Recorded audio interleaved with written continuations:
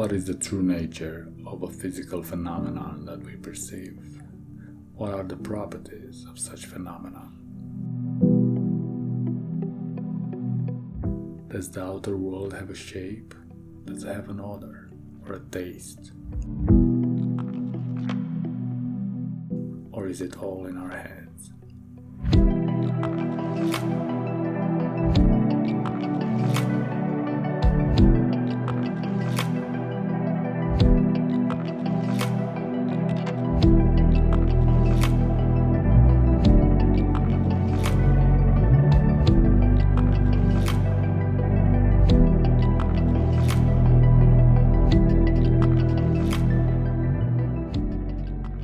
The proper function of science is to look at the natural world taken by itself and apart from the observer.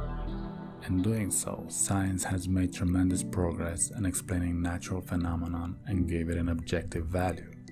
Simply put, the natural world exists outside and independent of human perceptions or feelings. You've probably heard this thought experiment before. If a tree falls in a forest and no one is around to hear it, does it make a sound? This century-old philosophical idea aims at dealing with the question of whether objects could continue to exist without being perceived. I know what you're thinking. Of course it makes a sound. Sounds are produced independently of observers. That's what the natural sciences teach us, and that's what our intuition tells us. And to a large degree, it makes perfect sense. But instead of considering physical phenomena in themselves, I'm wondering what idea should one make of the natural world if we were to take into consideration that everything around us is observed phenomenon and can only be spoken of in relationship to our perception. The goal here is to ascertain in what the conception of matter consists, when we consider that all material phenomena are known only in their relation to ourselves, to our bodies, our nerves, and our intelligence. To get a better understanding of the concept, let's take a look at the definition of sound. According to dictionary.com, a sound is defined as the sensation produced by stimulation of the organs of hearing by vibrations transmitted through the air or other medium, while the Oxford Dictionary defines it as vibrations that travel through the air or other medium and can be heard when they reach a person's or animal's ear. What we immediately notice in both definitions of the term is that the notion of an observer is imperative to the concept itself. Stimulation of the organs of hearing and reaching a person's or animal ear is essential for a sound to exist. Yes, the tree hitting the ground produces vibrations, but without hearing organs, human or otherwise, there is no sound. So then again, does a tree falling in a forest make a sound if no one is around to hear it? On a deeper analysis of the phenomenon, it seems like it doesn't. Let's look at another example. We are, let us suppose, analyzing a biological sample under the microscope using the scientific methodology at hand. By doing so, we are examining under the most powerful lenses the color, form, dimensions, and connections of the parts and subparts of our sample. We sketch it and we explain it, and the result of this hard work will be a minute description of its components, its cellular and intercellular structures in words, pictures, or graphs.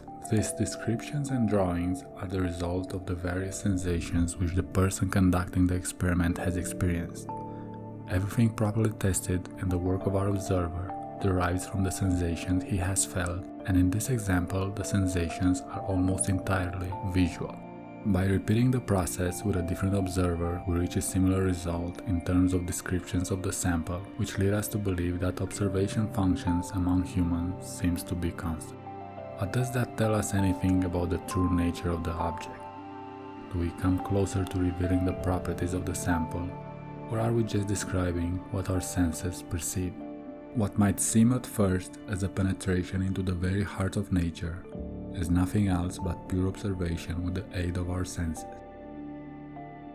We could extend this way of reasoning to the entire outer world that enters into contact with us and reach a similar conclusion.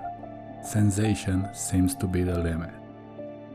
All objects are known to us by the sensations they awaken in us, and are known to us exclusively in this manner. A picturesque landscape is nothing but an ensemble of sensation. The external form of body is simply sensation, and the innermost subtle material structure, the bottommost visible elements of the cell, are all nothing but sensation. So we might say that we cannot know a single object as it is in itself or in its own nature, but always through the intermediary function of the sensation it sparks in us. Every time you have the perception of an external object, there is something interposed between the external object and yourself, and that something is your nervous system. Experiments have shown that objects are known to us as excitants of our nervous system, which only act in this system by communicating with its terminal extremities. They then produce, in the interior of the system, a peculiar modification. It's this alteration that follows the route of the nerves towards the central part of the system at speeds between 20 to 30 meters per second that inform us at what moment and by what organic excitement a phenomenon of consciousness is produced.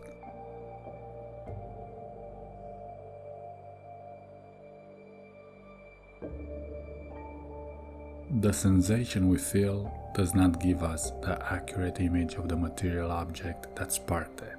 Simply put, the modification made in our nervous system does not resemble the force that caused it. This idea is supported by the law of specific nerve energies, first proposed by Johannes Peter Müller in 1835, being that the nature of perception is defined by the pathway over which the sensory information is carried. In other words, if the nerves are stimulated by an excitant which remains constant, the sensations received by a person differ according to the nerve affected. Electric current applied to the eyeball gives the sensation of a small luminous spark.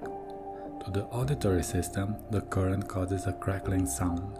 To the hand, the sensation of heat. To the tongue, a metallic flavor. Conversely, excitants totally different but affecting the same nerves give similar sensations.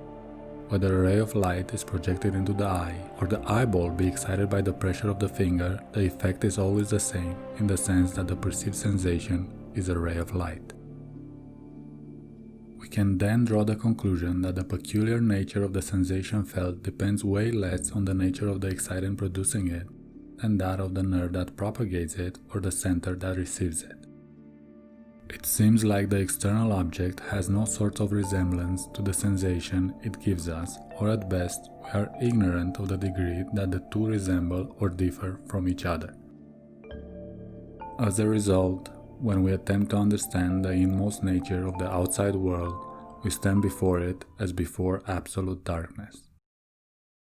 There probably doesn't exist in nature, outside of ourselves, neither color, odor, force, resistance, space, nor anything that we know as sensation. Light is produced by the excitant of the optic nerve and it shines only in our brain. As to the excitant itself, there is nothing to prove that it is luminous. Outside of us is profound darkness, or even worse, since darkness is the correlation of light. The same goes for sound, since it is in our brains that noise is produced. Outside it reigns a dead silence.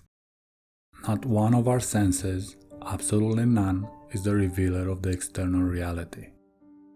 In short, our nervous system, which enables us to communicate with the objects, prevents us, on the other hand, from knowing their true nature. It is an organ of relation with the outer world. It is also for us a cause of isolation. We never go outside ourselves, we are walled in, and all we can say of matter is that it is revealed to us only through sensations. You could then define the outer world as the unknown cause of human sensations. That is what reality is, the whole reality and the only object of human knowledge. The world is but an ensemble of present, past, and possible sensations. True knowledge of the outer world is not permitted.